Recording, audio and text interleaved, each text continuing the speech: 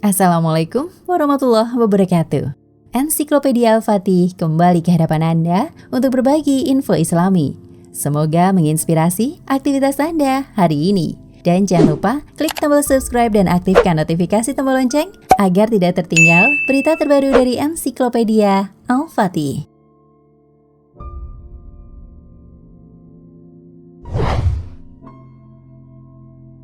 Ular berbisa memang mampu membuat nyawa manusia melayang. Namun aksi memegang ular berbisa menjadi pembuktian keimanan di salah satu kawasan Amerika Serikat.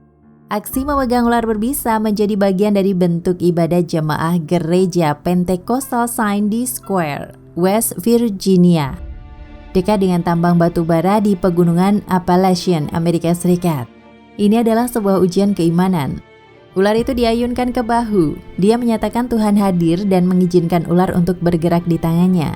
Ular itu kemudian melingkar di pangkuan seorang jemaah yang memainkan gitar. Umat Kristiani di sini percaya bahwa membawa ular, meminum bisa ular, dan menyulutkan api ke badan adalah perintah agama. Begitulah mereka mempercayai kepercayaan ini. Seorang pendeta yang ayahnya meninggal dalam 7 menit karena digigit ular harus menjalani perawatan darurat setelah mengalami luka yang sama. Cody Coates meminta jemaatnya untuk membawanya ke puncak gunung, di mana Tuhan akan menilai apakah dia hidup atau mati. Namun seorang jemaat menentang dan membawanya ke rumah sakit sebagai gantinya, di mana dokter mengatakan kepadanya bahwa ular itu hampir memutus arteri temporal yang hampir pasti akan membunuhnya. Ayahnya, Jamie Coates, meninggal pada usia 42 tahun ketika dia digigit oleh ular derik tahun 2014 di Tabernakel Injil di Gereja Yesus di Middlesboro, Kentucky.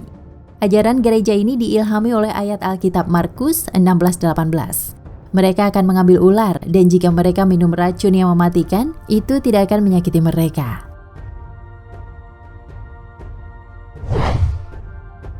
Pendeta Cody terlihat dengan darah di seluruh bajunya sebelum dia dilarikan ke rumah sakit.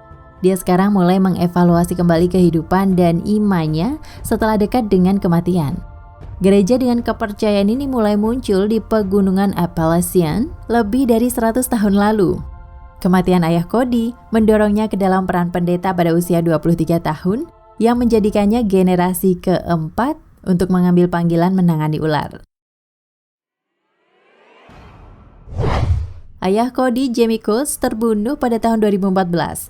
David Brock yang berusia 60 tahun meninggal setelah digigit di gereja Pantai Costa di Kentucky pada tahun 2015. Dan pastor berusia 44 tahun, Mac Randall Warford, meninggal setelah digigit ular derik kayu selama layanan keagamaan luar ruang di West Virginia pada tahun 2012.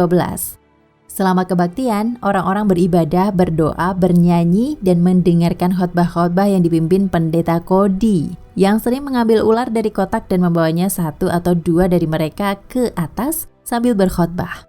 Ketika jemaat menjadi semakin terpesona oleh pesan itu, mereka sering berteriak, bernyanyi, atau bahkan bicara dalam bahasa lidah sambil memuji Tuhan. Layanan mencapai puncaknya ketika mereka yang merasa tergerak oleh Roh Kudus diundang untuk maju ke depan dan menanggapi api, minum racun, dan mengangkat ular untuk diri mereka sendiri sambil bernyanyi dan menari. Sekitar 14 orang secara teratur beribadah setiap hari Minggu, tetapi layanan dapat berlangsung antara 90 menit dan hingga 5 jam, tergantung pada semangat dan intensitas acara tersebut.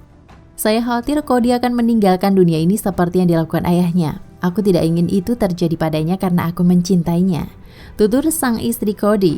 Sementara itu para wanita tidak diizinkan untuk berkhotbah di gereja.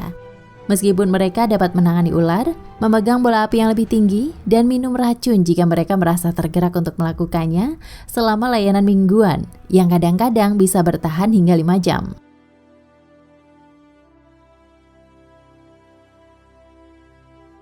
Nah, pemirsa Ensiklopedia Al-Fatih, sampai di sini perjumpaan kita kali ini. Semoga menginspirasi.